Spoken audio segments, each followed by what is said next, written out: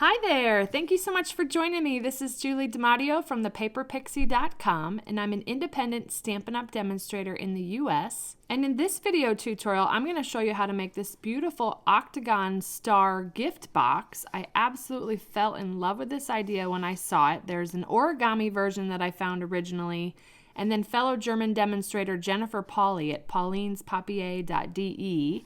She created a much larger version of this box, but I love how it goes together, so let me show you how easy this is to make. We're going to start with a piece of real red cardstock that measures 8.5 inches by 5.5 inches.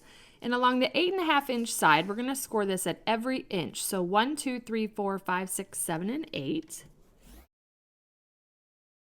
Then we're going to rotate it clockwise and score this at 2 3/8 and 4 1/4. I'm going to show you a template here. The next step we're going to do is to do these diagonal score lines here, and I'm simply just going to score from corner to corner in both directions. We'll come back and do these straight score lines in a minute. I'm just going to grab my ruler, and using the ball tip of my stylus, I'm using the smaller end. I'm going to place that where I want the score line to start. Bring my ruler up to that point, and I'm leaving a little bit of room at the corner for the ball tip of the stylus. And then what I'm going to do is score all in the same direction, and then I'm going to flip-flop and score all in the next direction.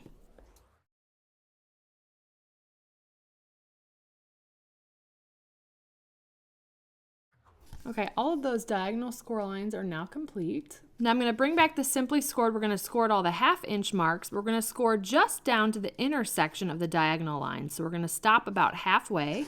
And again, that's going to be at every 1/2 inch mark.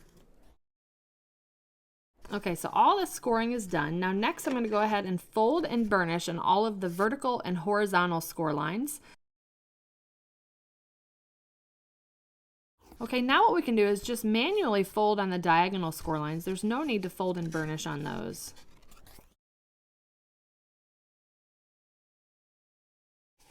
And for the little short score lines, I'm just going to pinch on those really quickly. Okay, now we're going to do a little bit of cutting. What we're going to do is remove this lower corner rectangle. I'm going to cut up each of these vertical score lines, stopping at the first horizontal score line. I'm also going to just slightly notch in on this little 1/2 inch tab.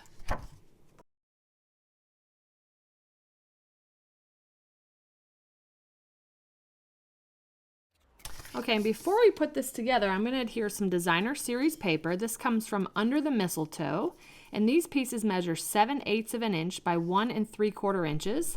And I've got 8 pieces that I'm going to adhere to the center section here. I'm going to glue those all the way down.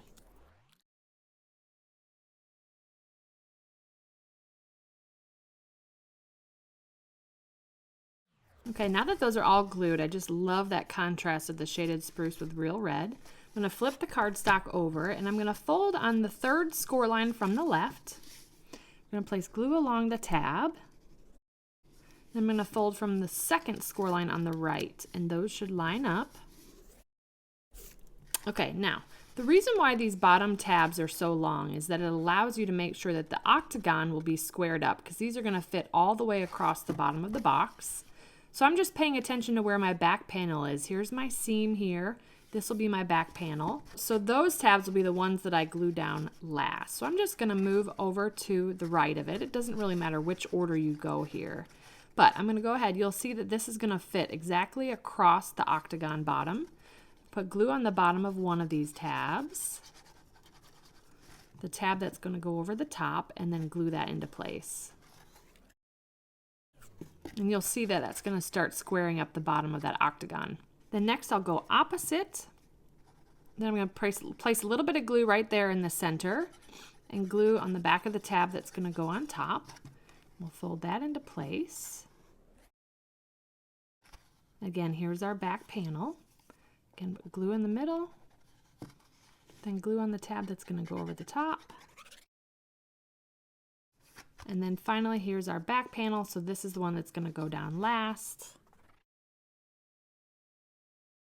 All right, so there's the bottom. If you don't like the way that looks, you could punch out a 2 1/4 inch circle and glue that over the top. So that's an option for you.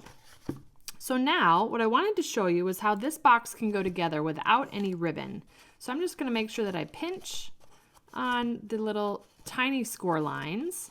Now you will notice that on this one where we have the seam in the back, you do want to go in and reinforce those folds because we didn't score the little tab. So I'm just going in to do that. Okay, and once you pinch in all those little short score lines, you should be able to start pressing your box into place. What's really cool is you could just press this in the center and it's going to stay in place like so. But I'm going to show you how to add ribbon to it. You want to grab your 1/8 of an inch circle punch, and I'm going to punch just in that little triangle there. We're going to try to center the hole punch as best we can. And that's where we want to place the hole. I'm going to do that on all 8 sections.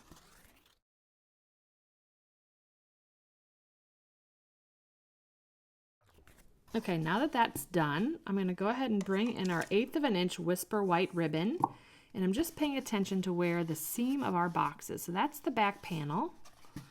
So I'm going to start the ribbon as close to the front panel as I can. I'm going to go ahead and feed that through all of the holes.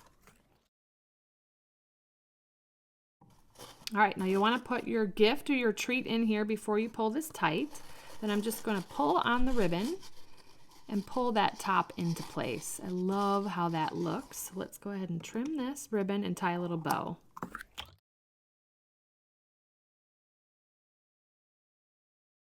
So cute. Now let's do a little bit of stamping. We're going to use the stamp set from the Christmas Traditions punch box, and in that punch box is a beautiful red tin that comes with this set of 6 stamps. The Christmas Traditions punch comes with 2 ink spots and a clear block, so it's a great gift to give for the holidays.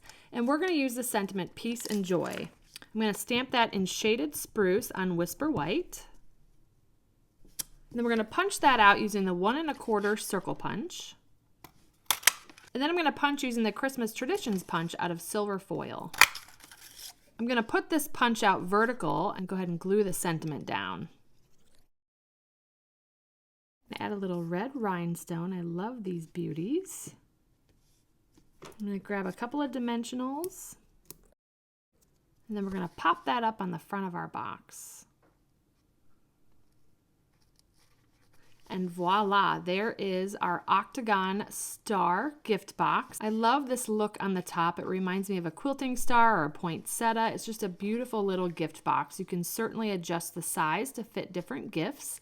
And you don't have to have these tabs on the bottom be as long as they are. I just found that to be easier to make sure we could square up this octagon. So thank you so much for joining me today. If you enjoyed this video, please give me a thumbs up and subscribe to my channel so you don't miss my next video. If you'd like to purchase any of the Stampin' Up! Products I used today, they'll be linked in the description. And I'll also include a link to my detailed blog post with all project measurements, details, and a picture of the template. I'd love to have you come visit me at thepaperpixie.com, where I post projects every weekday to inspire you. I have options to subscribe to both my daily blog updates as well as my monthly newsletter, and I'd love to welcome you as a new subscriber. You can shop with me anytime at thepaperpixie.com/shop. And if you're interested in earning a discount on your Stampin' Up! Purchases, I'd love to have you join my team of Paper Pixies, and you can purchase the starter kit at thepaperpixie.com/join. If you give this project a try, I'd love to see what you made, so feel free to share it on social media with the hashtag #PaperPixie. Thanks again for watching. I hope you have a wonderful and blessed day and happy holidays. Take care. Bye.